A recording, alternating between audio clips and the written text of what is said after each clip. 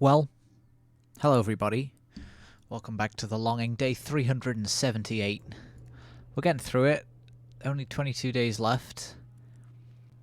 And that's basically nothing. That's nothing. It'll be Christmas before then, though, which does mean it's less than 3 weeks until Christmas, which is nice.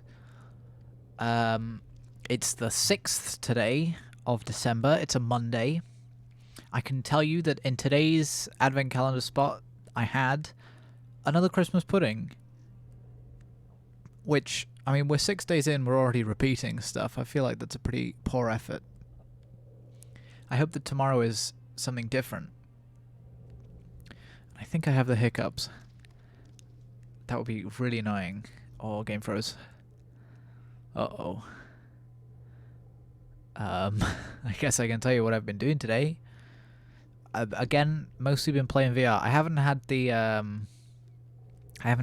guts, I guess, to start Resident Evil 4 yet, because I've been mostly playing Blade and Sorcery because it's so much fun. And now that I have kind of the mechanics down, I know how to parry stuff, I know how to block stuff, I know how to climb stuff and kill people effectively. Then, gosh, I just kicked my bin right against the wall. This is a very professional recording. So yeah, now that I know how to play the game, I can play it better, and I'm having a lot of fun with it. Just loading into a level and stabbing people. It's a lot of fun. I think my favorite thing in VR is throwing stuff at people. I don't know why, but in Gorn, then there's throwing knives as a weapon, which is so fun to use. There's like a glaive, which you can throw like a boomerang. And that's so much fun to hit someone and it like slice right through their leg. It's a lot of fun.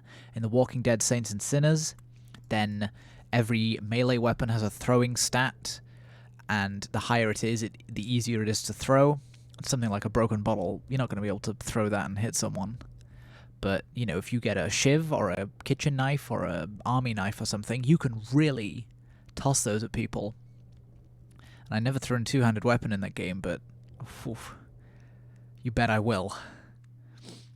And in Blade and Sorcery, then you can throw, you know, there are little axes and hammers, not hammers, axes and daggers that you can throw. They are so much fun. If you hit someone right in the heart and they just tumble to the floor, it's so satisfying. Am I a psychopath? I think VR is bringing out the worst in me. I just love killing people in video games. Okay? In video games. Don't get any ideas. I'm not a murderer. Not yet, at least. I said that I was going to talk about something today, so I guess I should. European simulators have caught my attention. Some of you may remember in maybe the early 2010s, there was kind of this meme that there were a bunch of simulator games. There was Bus Simulator, there was Train Simulator, there was Subway Simulator probably. There was all sorts of stuff, and they were all very much simulators. There were 100 buttons, and they all did one very specific thing in the truck or the bus or the train that you were on. But I feel like we need to bring that back, because there are so many weird simulator games now.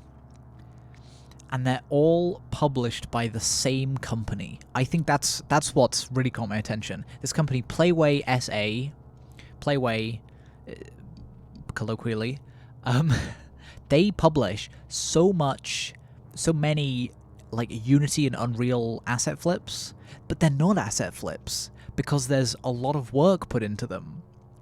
It's easy to tell when a game is an asset flip. They will download a first-person controller, they'll download some random models they can find, stick it in a level, find out how to code a gun, or just download some already scripts for a gun, and then, you know, you're good to go. It's really easy to see when that is. But games that are published by Playway, the one you'll know is Gas Station Simulator. I'm not sure if that is published by Playway. It might be published by like a sister company or something. But you'll know Gas Station Simulator. It came out in the last couple of months, and it got really popular. It was like the most played game on Twitch very quickly after its launch. And it's obviously, you know, it's not... None of the games that Playway make or the Playway publish are AAA, but they're all really good, or they're all surprisingly good. The ones I've been playing, the ones I most recently played, is a game called Accident, which the premise is you go to an accident, or you are the first person to arrive at an accident scene, and you have to go through all the steps to help everyone at the accident, and then figure out, using clues around the area, how the accident happened, what circumstances led up to it. That's a pretty good premise for a game. Sure, whatever, you know, make it. But then they use a lot of, like, assets and animations and stuff that, like, they got from the... I'm assuming, I think it's a Unreal game, that they probably got from the Unreal store. But they still put a lot of effort into, like, the CPR mechanics in the Accident game. The CPR mechanics, the environments are very detailed, which I guess is part to whoever made the assets, who won't have been them. It might have been them. I don't know. But they're so weird, and they're all very European, and they're not very polished. But I think they're very good. If you want, just go on Steam, search Playway, like find the publisher page for it, and you'll scroll through all the games that they've published, and you'll know what I'm talking about. They also publish Barn Finders, which is just absolutely batshit. That's a game which I guess is loosely based on the TV show Storage Wars. The premise of Barn Finders is that you are a person with a pawn shop, P-A-W-N, don't get any ideas, and you go to various barns, locations nearby, and you loot them, and they're all like abandoned and, you know, whatever, and you loot them for stuff that you can sell in your pawn shop. And there's also some bits where you go to a Storage Wars-esque location and bid for stuff, and then you loot them, and then you sell them, see if you can make a profit. But it's weird, because one of the locations is like a legitimate alien spaceship. There's a weird story about aliens trying to find, like, the best pawn shop owner or something. I can't quite remember. It's been a while since I played it. But obviously the assets and the animations and everything about it is like it's all just Unreal assets that the company didn't make, the developers didn't make, and there's so little polish on it, but it's so intriguing. They've put a lot of work into, like, the premise and the gameplay that I can't fault it. They've made a game that is fun to play, even if it, you know, they didn't make everything themselves. I think it's just super interesting to me. You should go look them up.